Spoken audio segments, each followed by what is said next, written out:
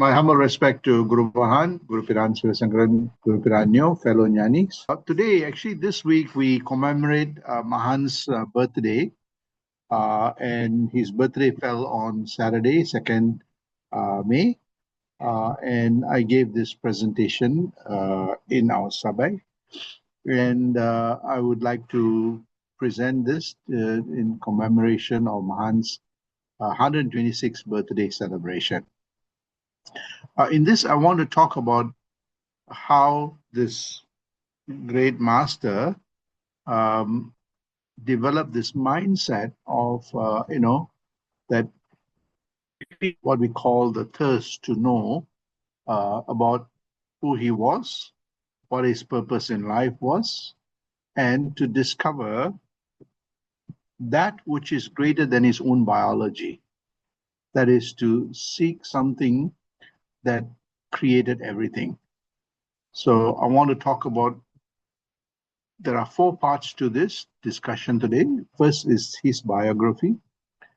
Then I want to talk about how he discovered this, practice, to attain that self-realization.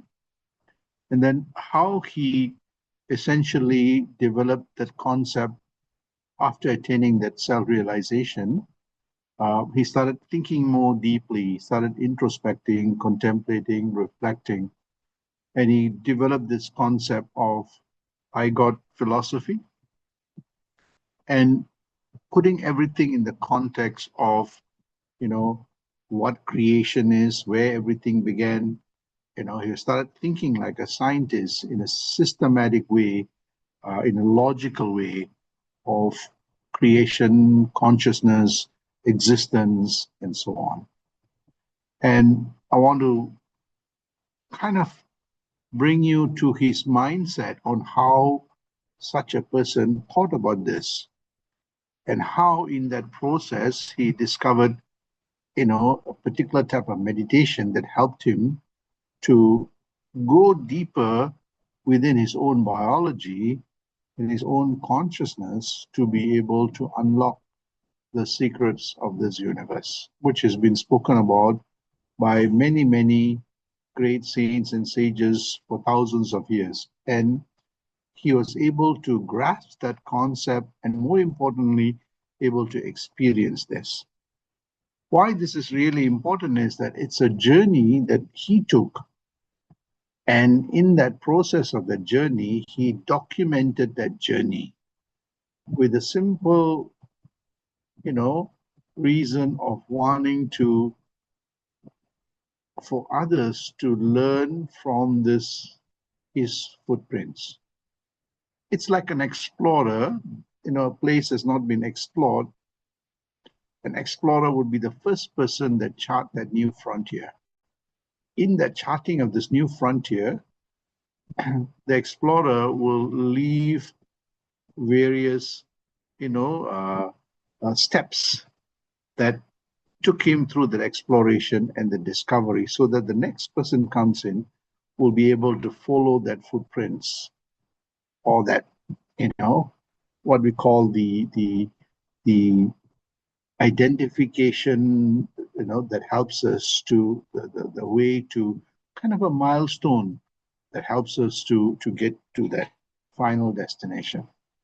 And this is what he thought about it, like a scientist who discovers something new, and then he says, okay, how do I, enable others to go through this journey, right?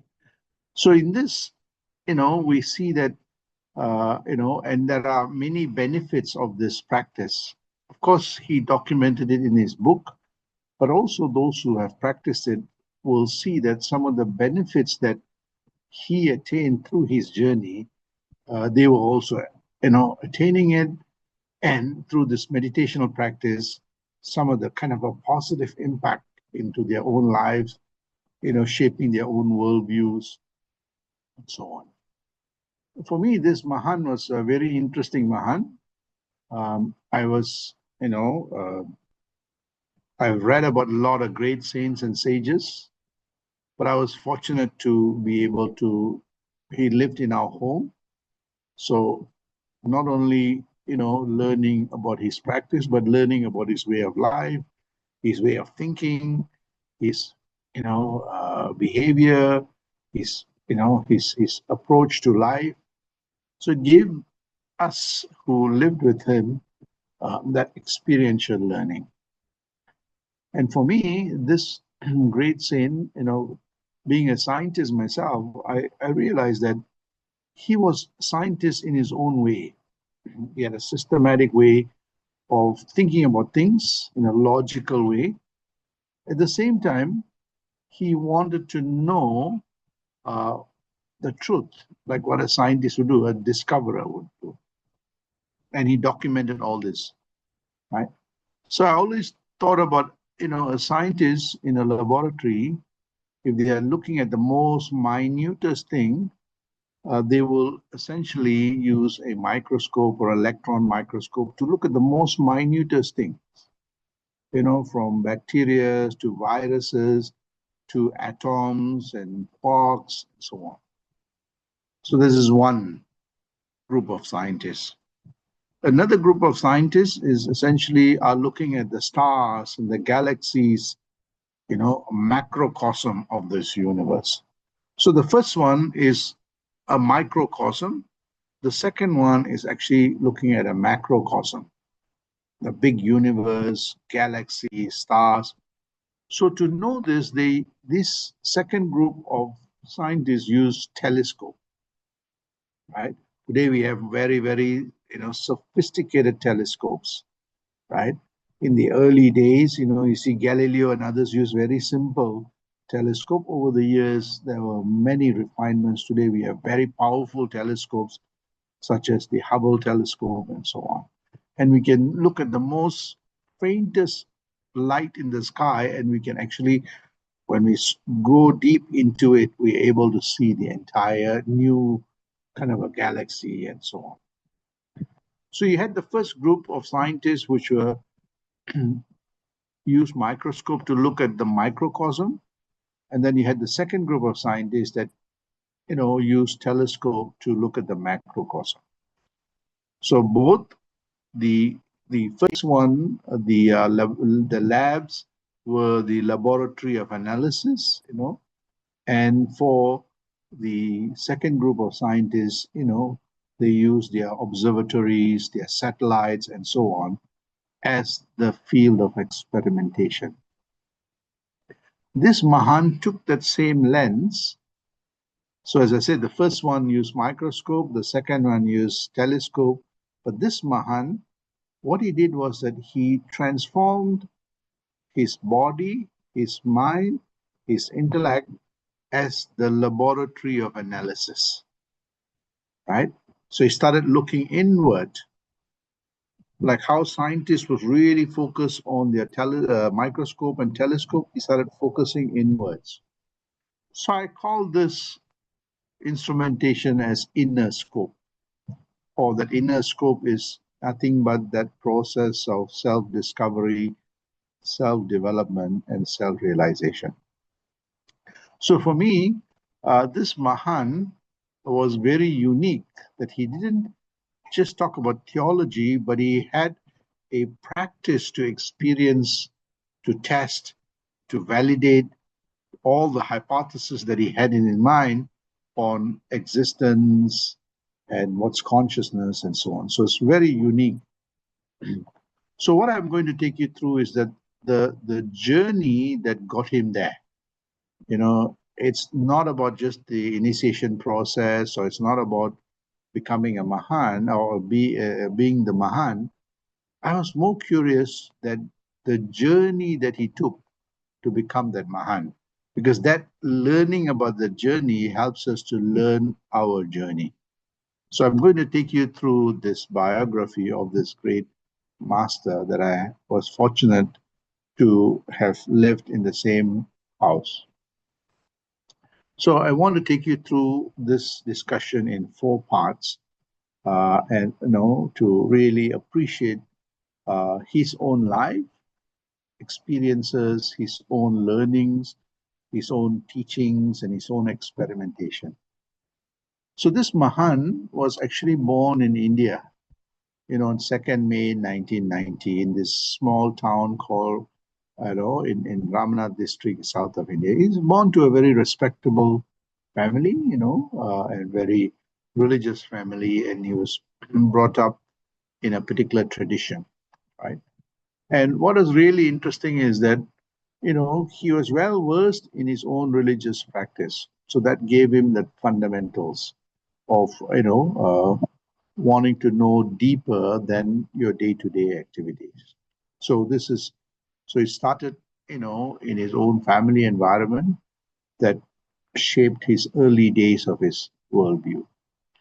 But an important incident that took place in his life, which was on 1911, where there was a big function. This is the coronation of the king. And as you know that, India used to be part of the mighty British Empire. And it was like the crown of the British Empire. And all the countries that belonged to that British Empire was celebrating this, the coronation of this new king. And he was, when he's coronated, the entire colonies, Britain and the colonies celebrated it.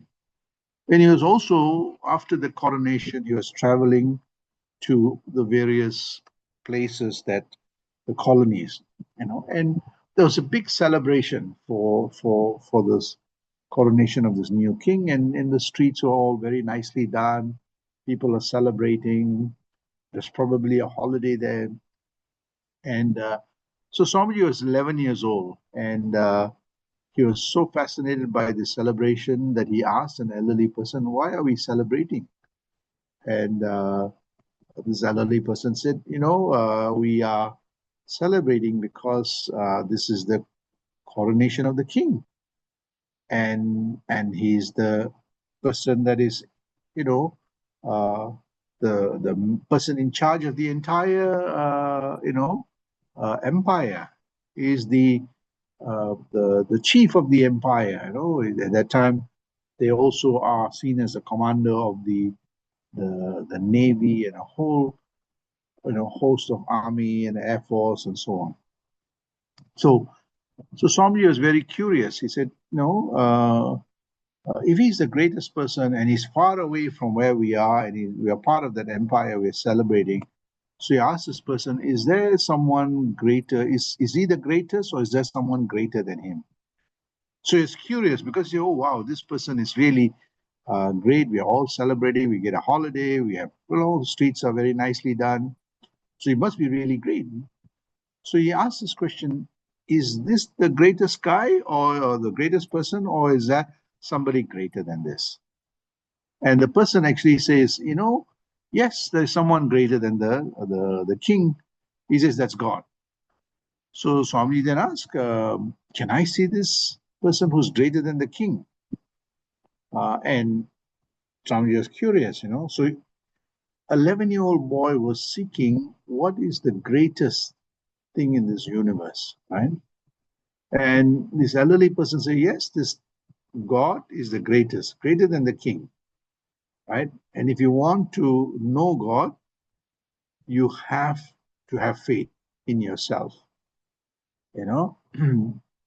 And at that age, Swamiji, at that 11 years old, that knowledge he got from this elderly person completely transformed him. There was a switch in him. He had this thirst to know what God is, and he intensified his own religious practice to be able to discover, because it's in his own religious tradition, he's talked about God and how to attain God. So he really started intensifying his practice at the age of 11 years old.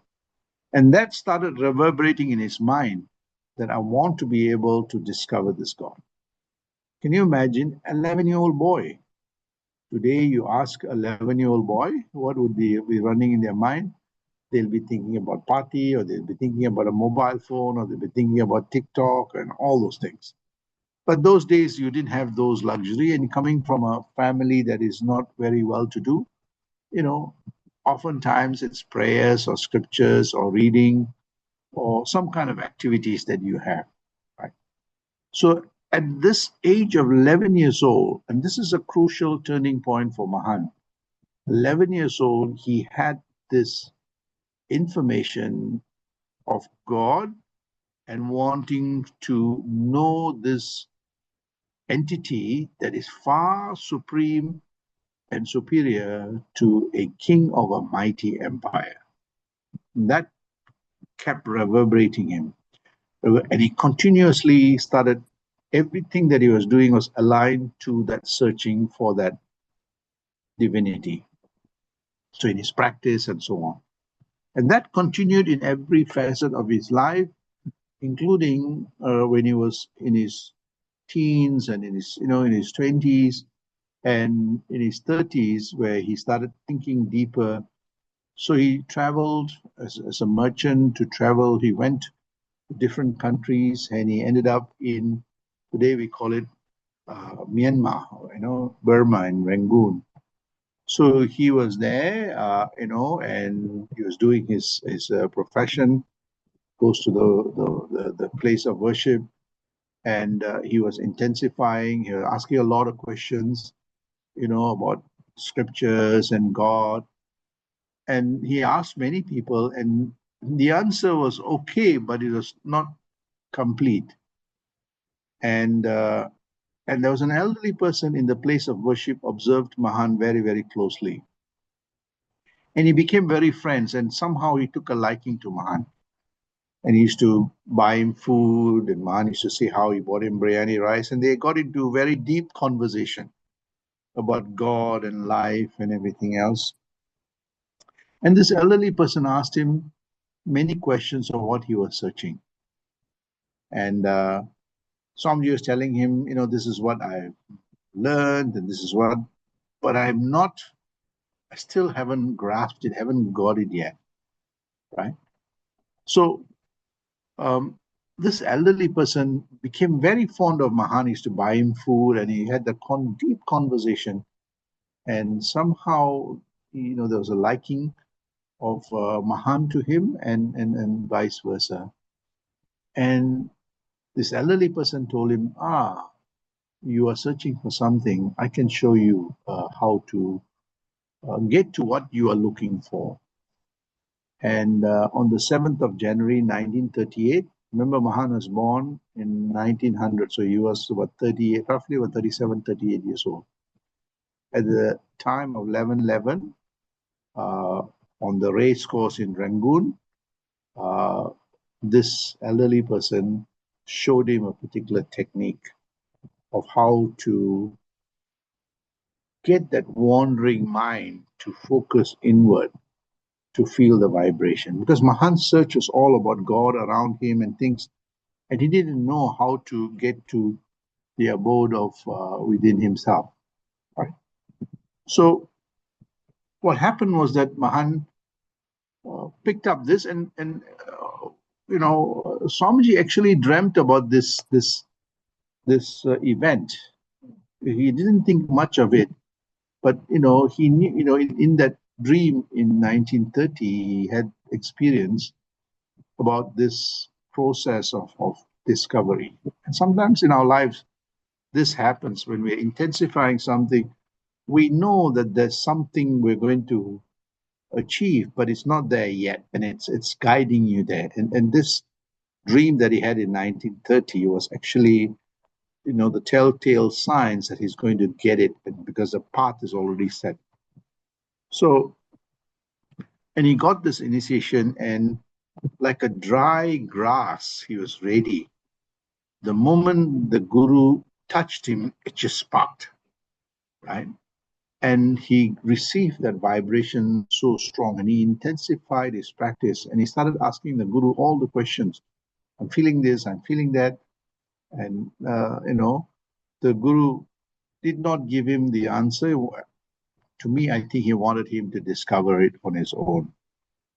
But what is really fascinating, another important event that happened in this interaction with the guru or the elderly person, was that normally when an elderly person has this kind of knowledge, they won't share it to everybody unless they have a liking for the person or they know this person will be a responsible person to take the knowledge to the next level. They won't frivolously give it to everyone.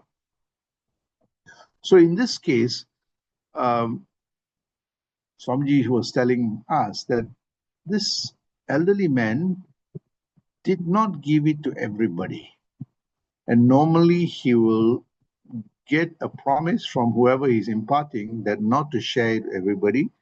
Select them very carefully before you give it to anyone. But in the case of Mahan, this elderly person forgot to ask Swamiji that promise. He gave him that initiation process, and then he realized, hey, I didn't ask this guy to look, carefully, don't give it to everybody. Just give it to selected people. So he asked Swamiji and said, look, I want you to not give it to everyone, select the people and give. Swamiji was quite, caught by this. He said, oh, I've been searching for this since very young onwards. And I was thirsting for this knowledge. And he was telling to himself, why should people wait so long? If someone as a teacher knows how to give it, why don't we just give it to them? Why make them wait really long? And sometimes some people give away, give up. So I thought that was a very interesting personality that Swamiji had. That because of his struggle, he said, "Look, the enlightened ones should make it easier for everyone because they've gone through that journey." So he told his guru that actually I want to give it to everybody liberally. So then the guru stepped back and said, "Okay, I can't pull it back." And he blessed him. Say, "Okay, now man, you continue with the journey that you are taking." But normally, when a guru gives something, they will ask you to be cautious. But because he didn't ask this, he said, "Okay, now man, I've given you, I can't take it back." This was the second important part. The first one is at the age of 11. This I thought was a very important uh, turning point in his life because it told about Swamiji's personality. When you get something good, you want to be able to share with everybody. In today's world, that's not how it is. Most people, when they get something good, they keep it to themselves or try to find a commercial value for it that benefits them and their family. But this Mahan was not like that. He wanted to give it liberally. So immediately he started intensifying his meditation, and he realized that the technique that was given by his guru was quite a difficult, not, it was kind of not easy to get that vibration. You have to really be intensive. And Swamiji started doing a lot of research, and he says, "Okay, I'm going to intensify this, and I want to make it simpler." And I'll tell you what he did. So as he said, "Okay, I'm going to learn this. I've learned this. This elderly person has showed me something. I want to now pass it to everybody liberally, but I want to make it simpler." So you see that the big-heartedness he has, and that's what what we call the vallal. Vallal is actually the magnanimous quality that he had, you know. So, and that, kind of shaped his way of doing things.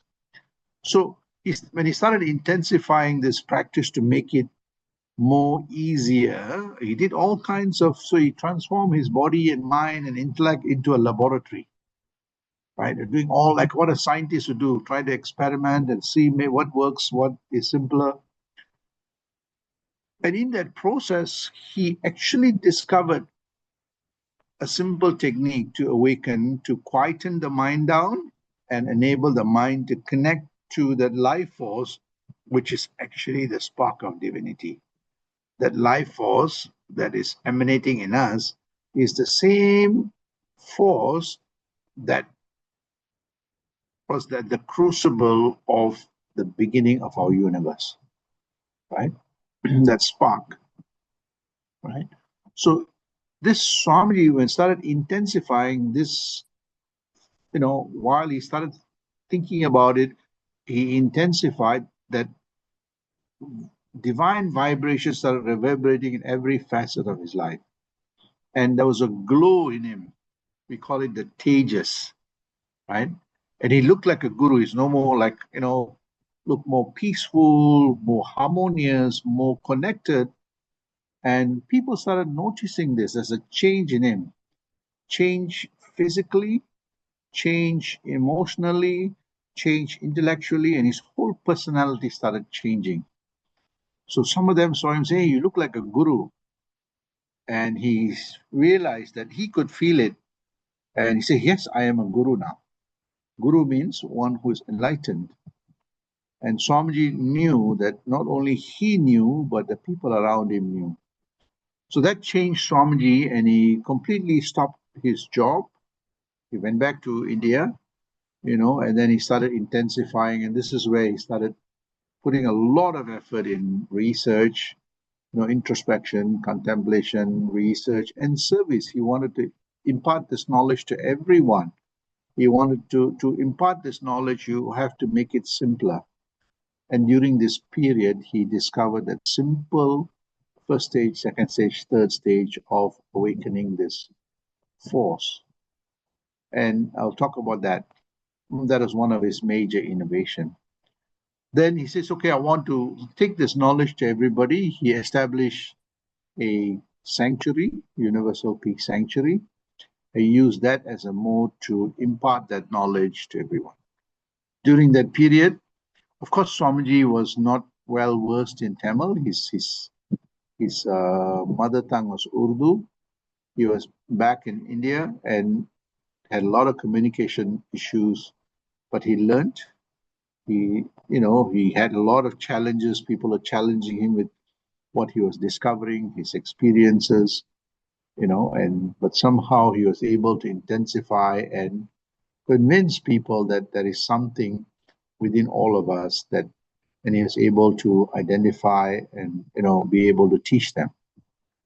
So he established that Universal Peace Sanctuary and said, okay, I got this knowledge. It was long in waiting. I want to impart this knowledge to everyone liberally without, any expectation. So he established the center in India and he commenced his journey. And this is the second part I want to talk about. He traveled across the globe, giving lectures about life. He intensified the meditational practice, but he also intensified the understanding of the universe, understanding about God and nature, and understanding about the self, and that, unifying all three of them. And this is how that practice enabled him to discover the philosophy and integrate the two. That was a eureka moment for him. He then started traveling across the globe, giving lectures, teaching people. And here are some of the pictures that I was able to take from the archives and the courtesy of Mahan's family. I was able to get many of the photographs, and some of the photographs was in Guru Piran Sivasankaran's archives. So he traveled around the world, traveled in India, traveled around the world to meet different people and impart this knowledge. And slowly that glow in him attracted people to him. That it was like a magnet. There was actually people were searching. Many of them were searching like Mahan, but here it is a Mahan that discovered this. And they all, like how the ants go to the sugar. They found this person who's so much tejas in the magnetic field that they wanted to learn, and that's what they were searching for too. So he traveled around the world imparting this knowledge. Some of this pictures were taken in 1940s, where Mahan was in the 40s, and you see that he went to Singapore. He went there. You see the Union Jack, flag is there. He met many people of all walks of life, that he was able to impart this knowledge. And he traveled across the globe. Here, this is in Singapore, where he, visited Singapore, Malaya, Indonesia, the Middle East. The picture in the bottom there is taken in the old Universal Peace Sanctuary, and the disciples were from Singapore. He traveled to Canada, to the UK. He met people of all walks of life. Some of them were priests, some of them were professionals, some of them were professors. He was able to connect to everyone. So the universal force that he discovered enabled him to establish that universal peace sanctuary, and using that universal force to connect to people of diverse race and religions and culture. So the knowledge became more and more universal. The knowledge itself is universal, but he was able to impart that knowledge. So he established the Sabai in Chennai. So the picture there shows is outside the Chennai Sabai. And he traveled to many places within India with his family, and with pictures with many disciples. Here is a picture where Swamiji he met many scientists that wanted to study his brain during meditation, what happens. And I'll talk about that because in the 50s and the 60s, the understanding of the brain and the mind was not very sophisticated. But in later years, you'll see that what Swamiji has practiced, what he has documented, has now been validated by science, that there's a structural change that takes place in the brain. I'll come back to that aspect later. So here is some of the pictures that Swamiji was so happy. He was actually giving out this knowledge without any expectation. So he traveled to many, many places, here again giving talks, and his speeches are very dynamic, and it is no rituals, no complicated language, very simple. So this is how you do it. This is what the universe means. This is what nature means. This is what who you are. This is what consciousness. Very, very simple and crisp his talks are. Right. So here again, traveling. This picture was taken where he just arrived, in the aeroplane in Indonesia. The other picture is in Singapore. So again, Mahan gave, not just initiation, but gave a lot of lectures. Often most of the lectures were in Tamil, but we had translators that, was able to translate those his speeches. And in Malaysia, Guru Sangharan used to be the main translator. So here again, Swamiji interacting with different disciples, this picture where he's having some meals with chopsticks. So he'll try different things. So he visited Singapore, Indonesia, Hong Kong, a number of places. And one of the pictures on the right-hand side, you see that he likes to walk in a garden. He was very a nature person, right? Even when he was in our home, in 1976 and 80, he used to have time to, and we had a very big garden with jackfruit tree and so on. He used to walk around. That was his exercise and connecting with nature. So that's the kind of overall journey across the globe.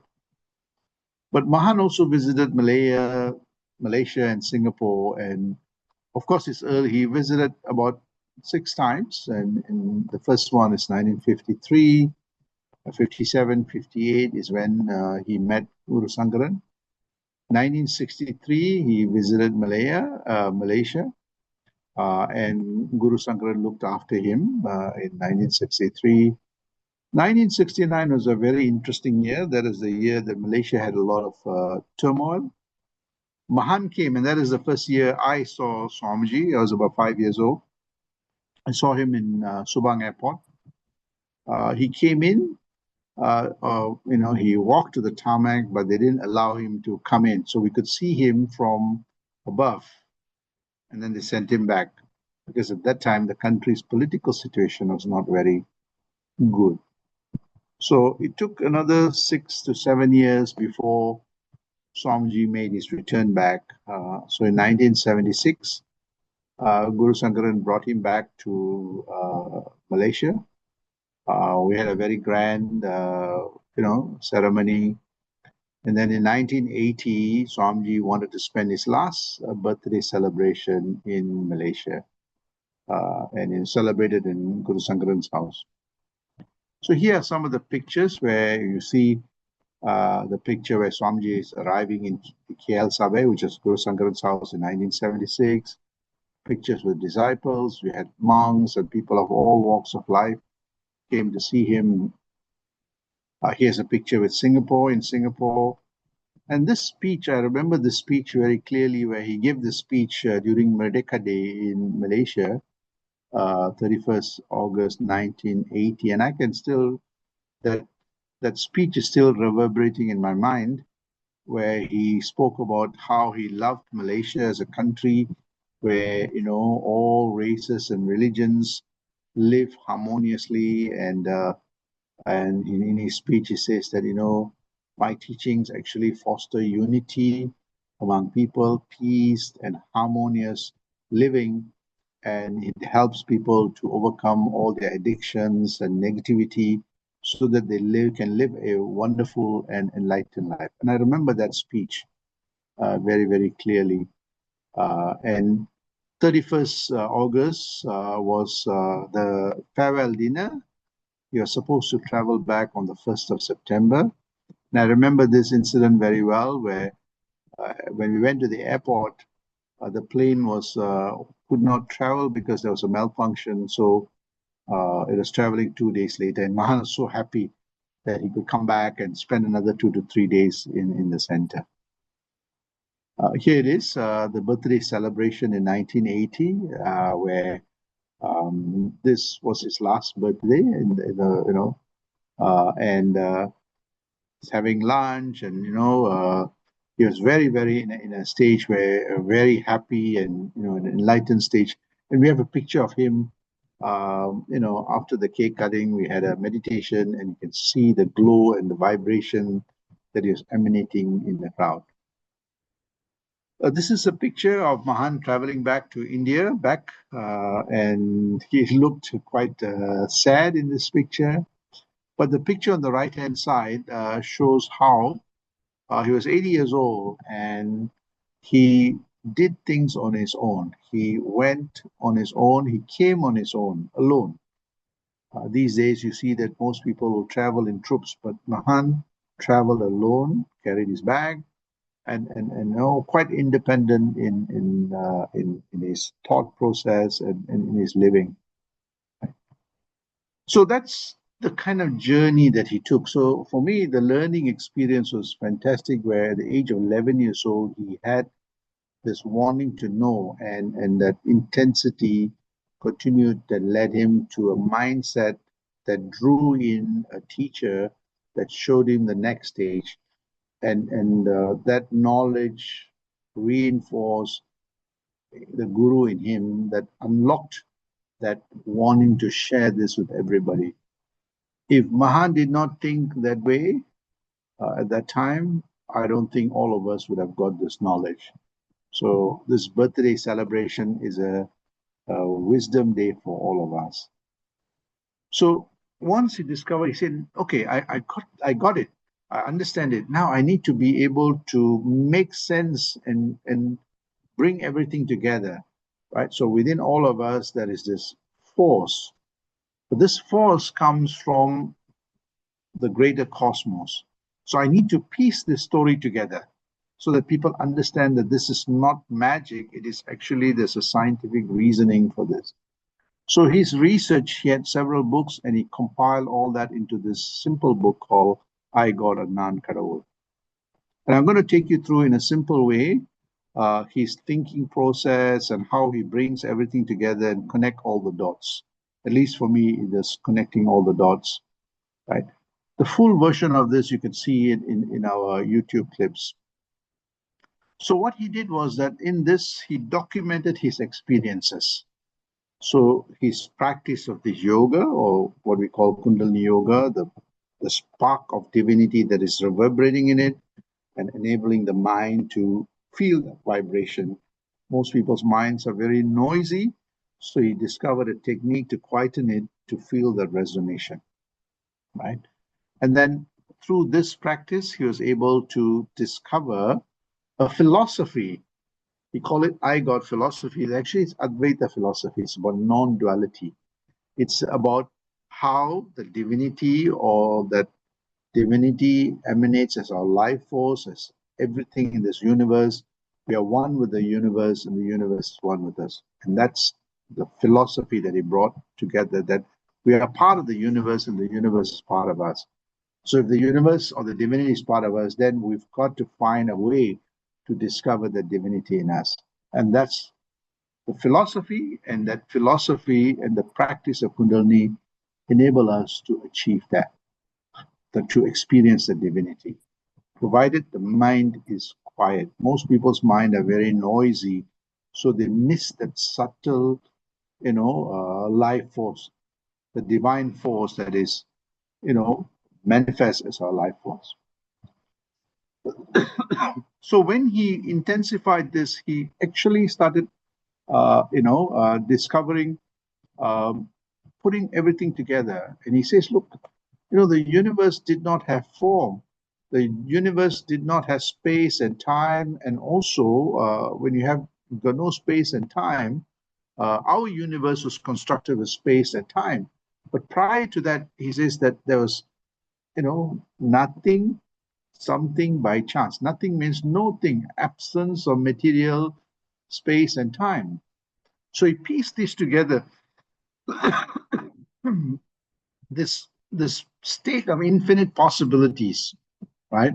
The state where there's no time and no space. Can you imagine if time was not there? Clearly our reality will be very different. And he actually experimented that no space and no time is embedded in all of us. And that happens three times. We can experience that, in three situations. The first one is in our deep sleep, where space and time disappears. So we get into this space. The second time is, and that is our mind becomes, we don't realize it, but we know that state has taken place. But the meditation one is a control way of getting to that absence of space and time. And of course, the third one is that when the body dies or disintegrates. So he then realized that there was this eureka moment that, okay, say I'm going to use this meditation to get my mind to that state. So the Kundalini meditation helped him to get to that state in a controlled way. It's like a scientist that you do experiments in a controlled environment. So the meditation became his control environment to be able to discover that. So when he discovered that, he said, this is the omnipresent state that is there in my sleep and in my waking state, in my meditation state, and when my body dissolves. So this cosmic intelligence, or the big I he speaks about, is ever present in all of us. Then he says, this is what expands, this is what, manifests as our universe and everything in this universe. So he says that everything is an expansion, manifestation, and evolution of God. Hence, we are all God packaged differently. And this is what the essence of the I God philosophy is. We may not realize it. We may have this bodily experience, but an ordinary person does not realize this. But when you intensify this meditation, you experience that, that state of that divinity, right? So that is what he experienced, and that is what he was documenting. And those who practice this and experience this, you too will get that eureka moment, and that becomes transformative for the practitioners, like how it was for Mahan. The whole worldview changes, right? So this is what this Mahan did. He experienced this, he documented this, and those who actually practice it say, aha, this is the aha moment. This is the eureka moment, and you see that their life becomes completely transformed. And I'll tell you some of the kind of key KPIs that you'll achieve in this journey, right? So, and suddenly he came up with this entire thing. He says, look, this primordial spark is what manifests as the primordial atom, and the entire universe unraveled from this. Now, this was in the 40s he was talking about. And in the parallel ways, you see that scientists was also discovering this thing called dark matter, dark energy. Everything emanates from this. And you see that this picture was taken by the European Space Agency that talked about that, this primordial spark that led to the Big Bang and everything else. But Swami actually spoke about this in his I God philosophy, right? So I suppose it was, developed independently, but, you know, they were discovering, the scientists was discovering this, through telescopes and microscopes and experimentation. This Mahan was in the same way discovering this same parallel universe through his inner scope, because whatever you see in the microscope and the telescope is also in all of us. And because he was using a more focused lens, he was able to experience this. And so for me, this is fascinating because that same journey I had when I was in the laboratory, doing physics and quantum physics and so on, and practicing this, you stumble across that eureka moment that everything is connected, right? So as I was reading Mahan's work and meditating, I was also in the lab doing experiments in the university, and I said, wow, this is that one day, just that eureka moment that took place. And that changed the entire, even your own practice. So this is what this Mahan said, that inner scope that he talked about is actually his meditation method. I call it the spiritual compass that actually guides us. A compass is so important to give us guidance. Those days you have the magnetic compass that helps us navigate. Today we have the GPS system. If we are lost, the GPS system guides us, right? So I call the GPS system as the Jnanavalal Paranjodi system. All of us have that inner GPS system. But for us to discover that, we need to do a few things. Of course, introspection, contemplation, reflection, meditation is very important. I'll talk about the meditation technique because that gives you that quietude to be able to discover that spiritual compass in all of us. And this is the wonderful discovery, that amazing thing that this Mahan has left behind. So he talked about the spiritual compass, in the sense that, one needs to know about God, the universe, and the self. And if you pursue this intensively, you'll see they unify, they converge. So that means that you really need to have the discipline. And this is where the religious practice are very important because it gives you discipline. And normally the acharas, the rituals leads you to the vichara, which is introspection, contemplation, reflection. The moment the vichara comes in, you see that you start thinking about it in a rational way, reason and logic. And this is what the scientific approach is, to be able to look at things without a biased lens. Because all our apparatus, our senses, gives us a biased view. So the meditation, the introspection helps us to minimize and reduce that noise of that sensory perceptions. So as one intensify, you see that the gravitational force from outside, the material gravity slowly starts converging, and you start discovering our own GPS system or spiritual compass. And that Mahan always say, Unarva Gavani actually is telling you to focus on that inner compass. That's why I call the introspection, the inner scope. So this is what that meditation technique. So he showed how so this is his spiritual compass. This is his way of getting to that spark that is in us. That spark manifests as our Kundalini force. That spark, for the mind to grab, or the mind to be able to capture that resonation, it needed a way to quieten the mind down, because the mind is so noisy, caught up with so many thoughts. So his guru showed him a particular way to feel that resonation. They call it the Bhagavan's Geetam, the divine resonance, right? So the technique was shown to him by awakening that third eye, and he then said, okay, I am going to, so within all of us, there is this inner vibration, divine spark. How do I enable my mind to focus and concentrate on it? So the technique of the first stage is actually enable the mind to focus. And something very interesting happens is that actually the electromagnetic field that is channeled through our neural pathway becomes more intensive, and the prefrontal cortex becomes more intensive. The gray matter here starts expanding. You have a lot more neural connectivity that gives you a lot more ability to focus, and there's an intellectual growth, ability to make sense. This is what he discovered. And I'll show you, he actually thought about this in a very scientific way. Then he discovered the second stage where to bring it down to the base. And that is really important because when the flow takes place, it passes through that spinal cord.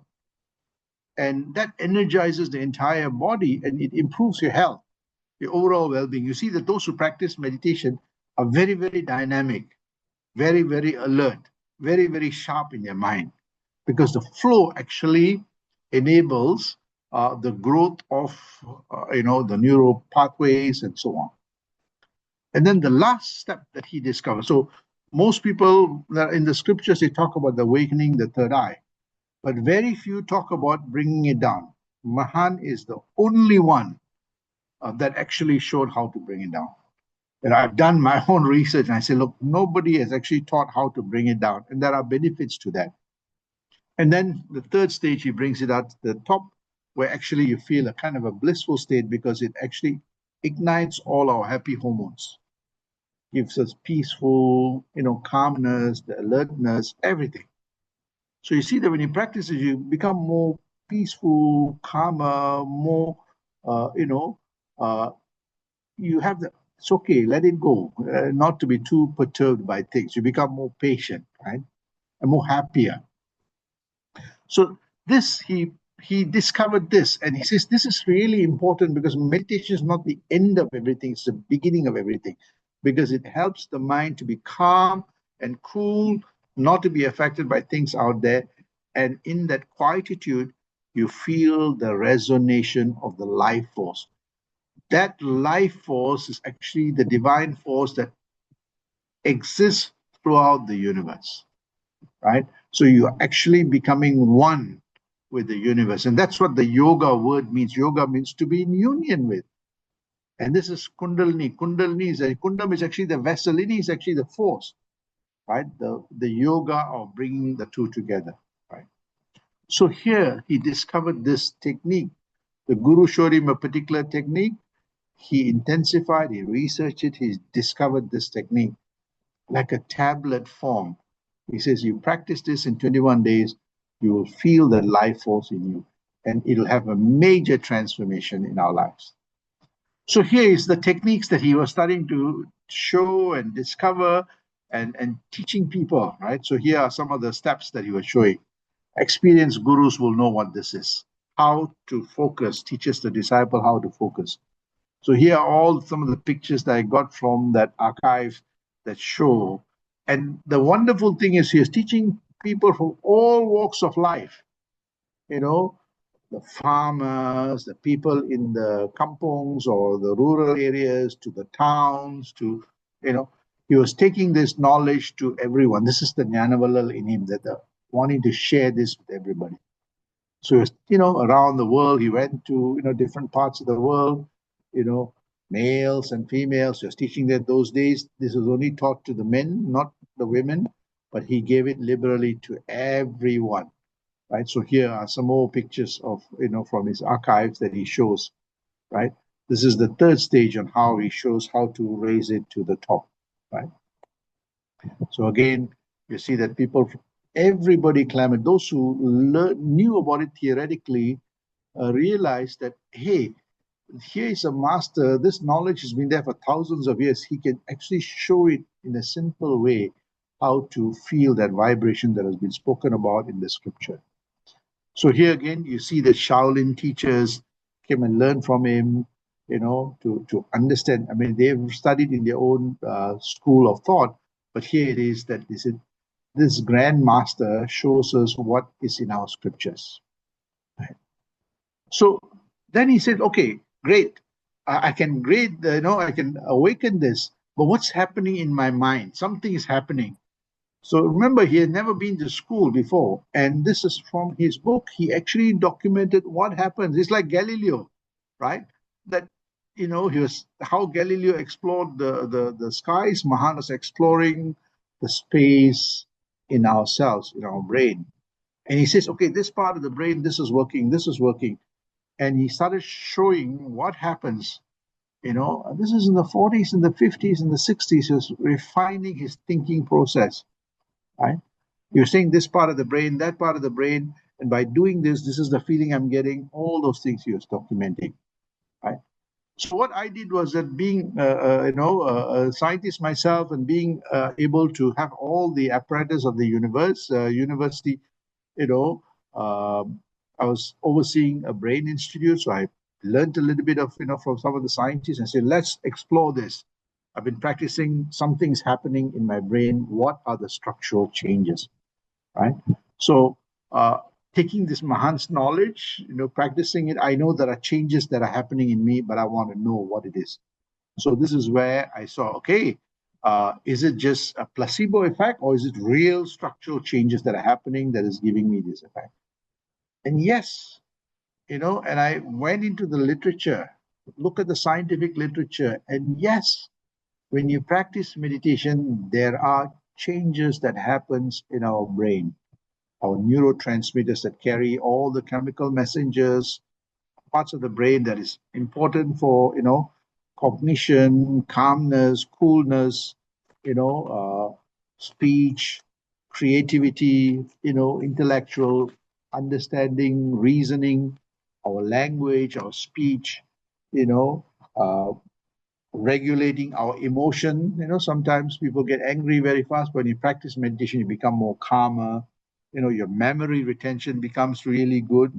Your behavior, you're able to relate to many people. So there is something that is happening.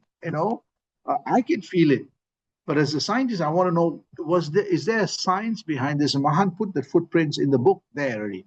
So I started going deeper, and I started seeing a lot of literature in the scientific literature that actually have done fMRIs on the brain to actually show there are structural changes that are happening in the brain. And what was really fascinating was that, you know, as we age, parts of our brain start shutting down because we stop using it, particularly after you finish your professional career and you're just vegetating, doing nothing. You see parts of the brain start shutting down, and you see that people become depressed, they become oak, and things go spiral downwards. But when you practice meditation, you see that you're always alert, you're always dynamic, right? So we see different changes. And so as we intensify our practice, we are able to age gracefully.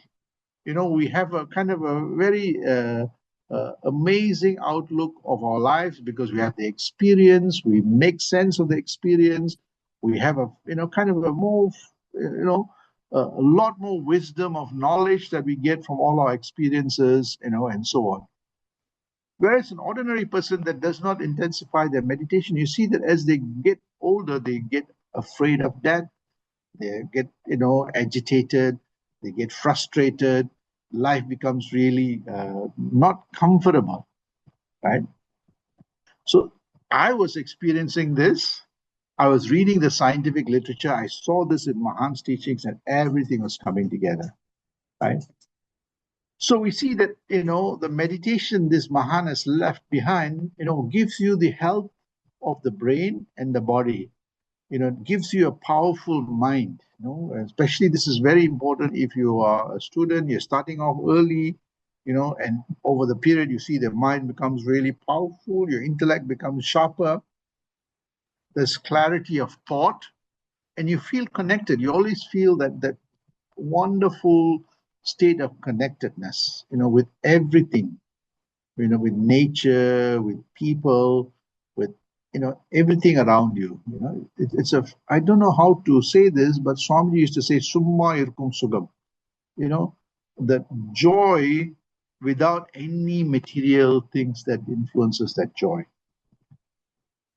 But what is really fascinating for me is that over the more than 40 over years of practicing this, that yes, this meditation gives you that calmness and coolness, but also it gives you that bandwidth to go deeper in your understanding of nature, of the universe, and your own existence and how they're all connected.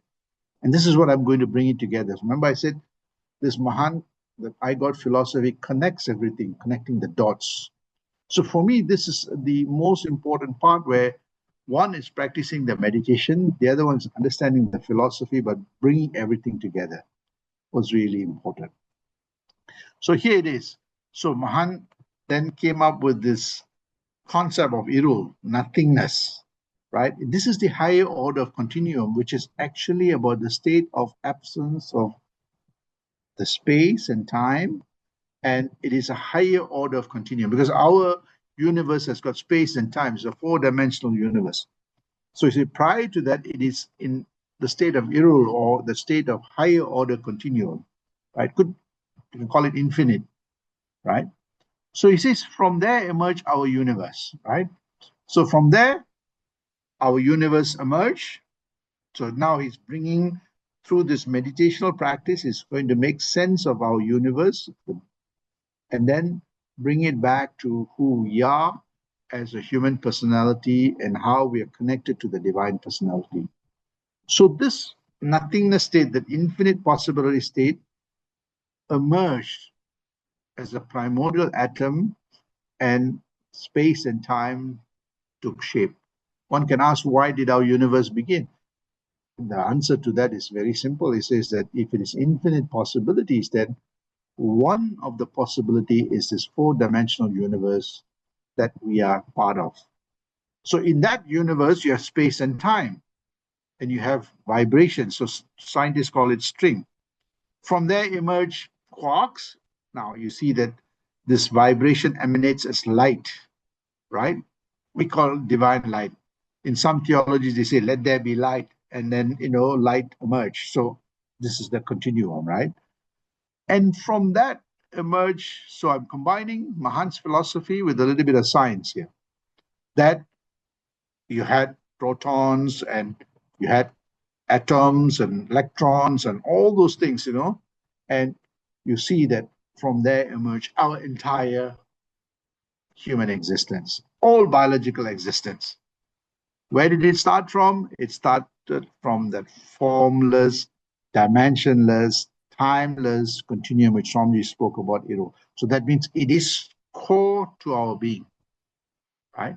And that is why we experience that. We experience that in deep sleep, deep meditation, and when the body disappears, right? So he's showing how this cosmic intelligence is, this big I is part and parcel of everything in this universe, including our human life. That's why Swamiji always says, Unarva Gavanipa. Unarva is actually the divine vibration. That is one flow. So he's teaching that through this meditation, one experience that vibration in that life form. But this is what the Paranjodi is. But what is fascinating for me is that now that we know through this practice, this Kundalini yoga actually helps us to get back to that Irul state. Everything emerged from there. We may not, many people don't know this, but through this practice, actually we go back to that state. We understand that state.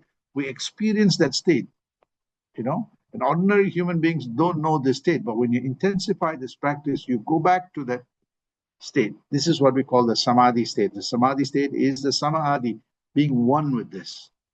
This happens in meditation. This happens in deep sleep. But if you practice this long enough, you experience this even in your waking state, right? You're not perturbed by this material world. You are navigating through this material world without being affected.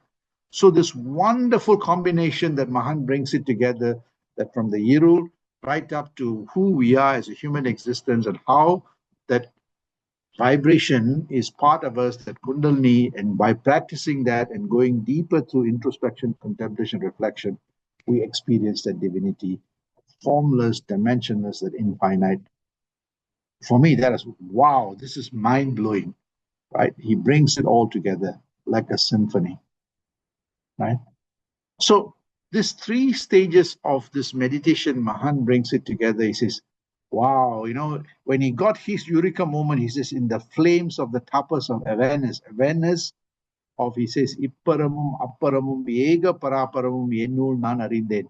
He says beautifully, in the flames of the tapas of awareness, I attain my own self, the self in that God in its entirety.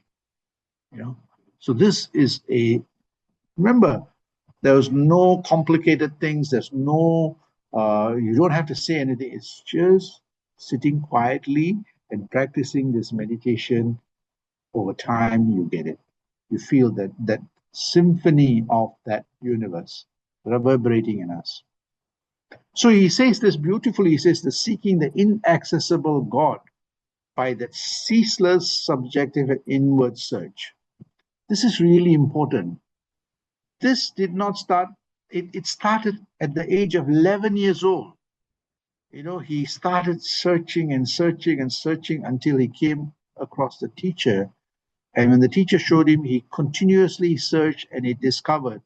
And he says, I have realized within myself God in entirety, that continuous flow, as I said, from the Irul right up to our human existence and back who we are. This is what the self-realization is.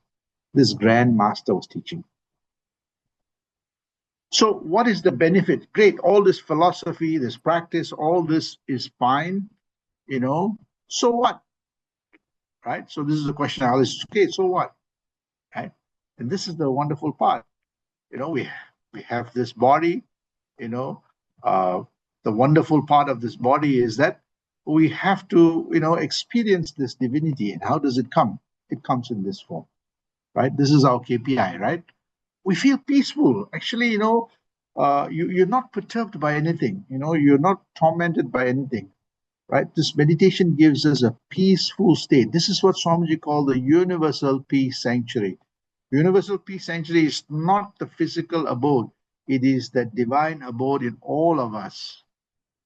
It can only be achieved through introspection, contemplation, reflection, and meditation. This Mahan has taught. It gives us a focused mind. It helps us, the mind that is focused, our bandwidth goes up. We start becoming inquiring. We become an explorer, right? We start reducing, the noise in us. Our memory improves. And this is really important as we age. Our mind becomes more reliable. It helps us like a GPS system.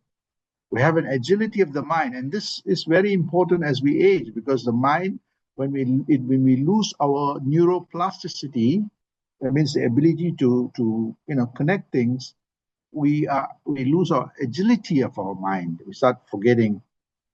One thing I also realize is that when we practice this, when we get so much of this connectivity, the happy hormones generate, and we become more compassionate to the needs of others. This is the part of the universal dimension, that we become one with everything. We become more compassionate to nature, to animals, to people. Our body becomes healthy. We don't have any enemies. We don't have any negative feeling. Our body becomes, healthy. Our mind becomes powerful. Our intellect becomes very sharp. We feel this connected state, right? And we get a universal outlook of life.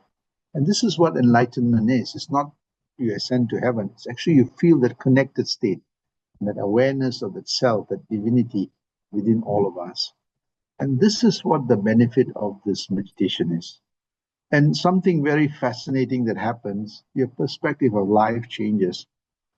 And this is what it is. It is that, though our body is mortal, we experience that immortality. Our mind becomes immortal. Though our body is finite, our human personality is, though our body is finite, we experience the infiniteness, right? Though our body is perishable, we experience the imperishability, right? So we see that, the mind becomes so powerful in this state. And what happens, something fascinating happens, which Guru Sangaran says, that when you get this quality, this Paranjodi quality, he says that you don't expect a miracle. He says, don't expect a miracle. You become the miracle. He says, don't, he says, don't expect a miracle, be the miracle. He says, don't expect an angel, be the angel. He says, don't expect to go to heaven, be the heaven for everyone. Because the divinity starts, reverberates, and ends with us. This is what this Mahan's teachings that we celebrate today. So again, he says in the deep tapas, the awareness of the self gives you that divine mindset that is transcendental to our bodily experience.